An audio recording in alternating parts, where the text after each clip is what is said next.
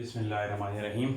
हमने last video तक जो काम था वो हमने इक्वेशन नंबर 2 और 1 दोनों को कंप्लीट कर लिया था। ठीक है, आज हमने करना ये है कि आज हमने थर्ड इक्वेशन ऑफ मोशन करनी है। ठीक है, और ये आपके पास लॉन्ग में सवाल आता है और बहुत इंपॉर्टेंट है। हर ऑल्टरनेट ईयर में या तो सेकंड इक्वेशन आ रही होती है या फिर थर्ड इक्वेशन आ रही होती है। ठीक है, तो हम इसको देखते हैं। शुरुआत हमने कहाँ से की? Third equation of motion. मैंने आपको पिछली वीडियो में ये बात बताई थी कि एक बात याद रखना, ये जो पहला वाला पैराग्राफ है इसको तुमने अपने बिल्कुल बेहतरीन करके याद कर लेना, क्योंकि ये फर्स्ट इक्वेशन में भी है, ये सेकंड इक्वेशन में भी है और ये थर्ड इक्वेशन में भी है। ठीक है, अब वही वाली बात, सेम सारी वर्डिंग। सपोज मैं मतलब पढ़ता हूँ, आप इसको देखना। Suppose a body is moving. अपनी इंग्लिश थोड़ी सी यूज कर सकते हो, अगर तुम्हारी ग्रामेटिकल थोड़ा सा इशू है, कोई मसले वाली बात नहीं, परेशानी वाली बात नहीं, तुम इंग्लिश में थोड़ा बहुत ग्रामर को ऊंच नीच हो सकती है, खैर। ठीक है, suppose a body is moving with initial velocity. मैंने कहा था न्यूमेरिकल में हम नंबर्स को लेते हैं, लेकिन डेरिवेशन में हम जब इनिशियल वेलोसिटी तो हम वी आई को ले लेते हैं। ठीक है, एंड अंडरगोइंग एक्सेलरेशन ए है हमारे पास। जो टाइम का यहाँ पर कंज्यूम हुआ है उसको हम ले लेंगे जस्ट टी। ठीक है, और आपके बाद the distance covered by the body, उस बॉडी ने जितना डिस्टेंस कवर्ड किया है वो सबका सब एस है। और इन द एंड फाइनल में जो क्या बात है, and it's final velocity becomes V F. बिल्कुल सेम वर्डिंग यही थी सेकंड इक्वेशन ऑफ मोशन में भी। ठीक है, अब आगे आओ, थोड़ा सा चेंजेस में।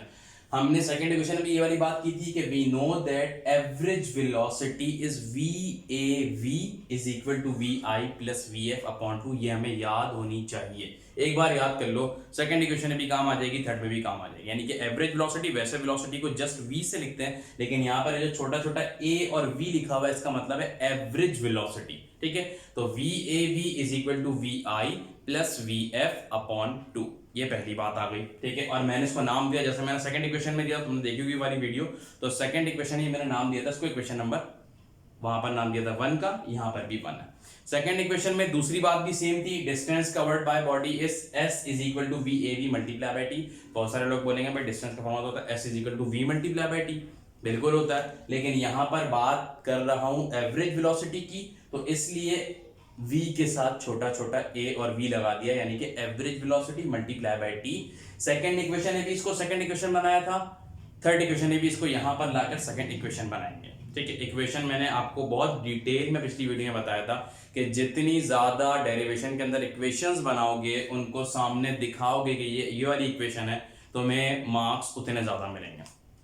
नेक्स्ट बात वही वाली पिछली चल रही है अभी तक, putting the value of we A we in equation number 2।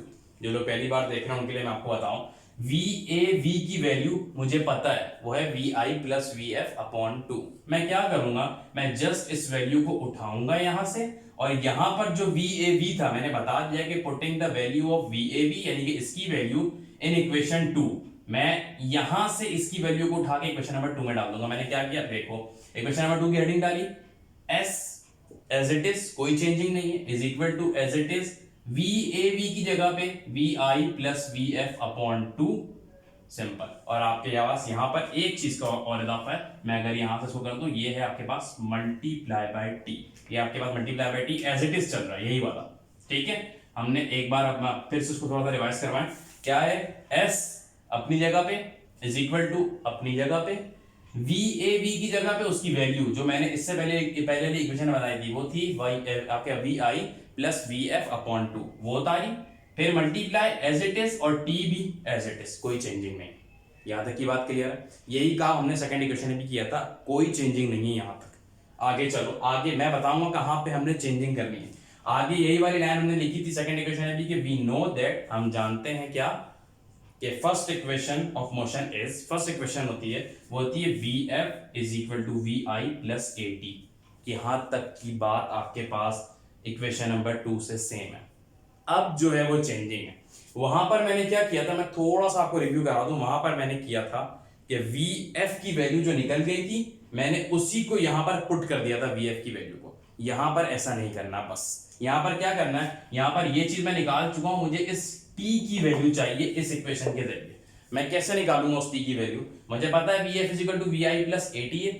ठीक है, मैंने क्या किया, वी आई यहां पर क्या है, पॉजिटिव है। मैथ का रूल है, जब कोई पॉजिटिव पॉजिटिव चीज इधर आ जाएगी तो वो नेगेटिव बन जाएगी। ये क्या हो गया, ये हो गया V F minus V I is equal to A T. A T के साथ क्या हो रहा है, मल्टीप्लाई, वो यहाँ पे आके हो जाएगा डिवाइड। मेरे पास टी की वैल्यू निकल गई वी एफ माइनस वी आई। इस तरह लिखो या आप इसको इस तरह लिख दो, बात एक ही है, V F minus V I upon A. Clear है बात? ठीक है, यहां तक की बात हमारे पास यही वाली है कि हमने क्या किया है, हमने जस्ट टी की वैल्यू निकाली, वहां पर हमने वी एफ की वैल्यू को ही पुट कर दिया था।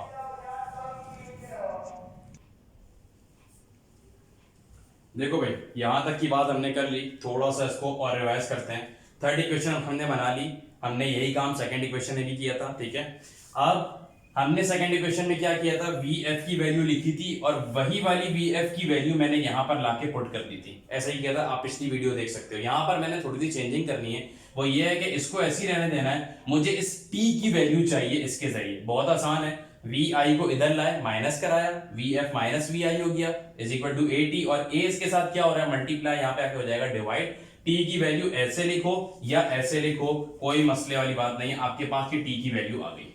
अब मैंने एक अदर लाइन लिखी, मैंने लिखी now putting the value of T, जो मैंने अभी निकाली है इन इक्वेशन नंबर 3, उसको मैंने इक्वेशन नंबर 3 के अंदर पुट करना है। कैसे? इक्वेशन नंबर 3 की हेडिंग डाली, एस एज इट इज चल रहा है is equal to as it is चल रहा है, ये वाली पूरी term V I plus V F upon two, V I plus V F upon two मैंने एज इट इज लिखा है, मल्टीप्लाई बाय टी की जगह पे मैंने टी की वैल्यू लिखनी है और वो मैंने निकाली है V F minus V I upon ए।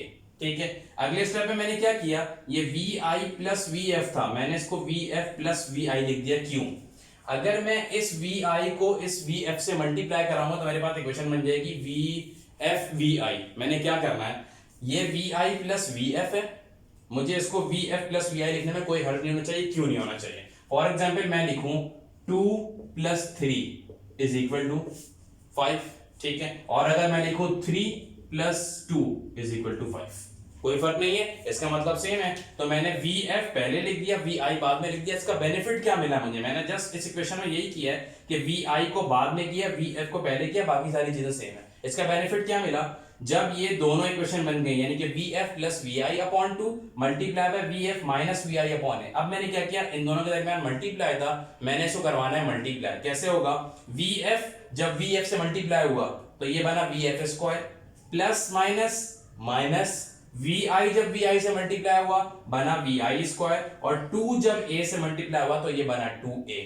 ये 2a यहां पर क्या हो रहा है, ये हो रहा है यहां पे डिवाइड, ये इधर जाके हो जाएगा multiply, 2as is equal to V F square minus V I square. ये आपके पास थर्ड इक्वेशन ऑफ मोशन है, कंप्लीट। ठीक है, यहां पर आकर इस चैप्टर की थ्योरी हमारे पास ऑलमोस्ट कंप्लीट है।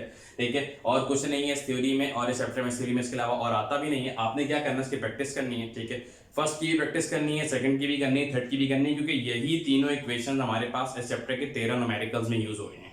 यही सारी चीजें, इसके अलावा कोई और चीज नहीं है।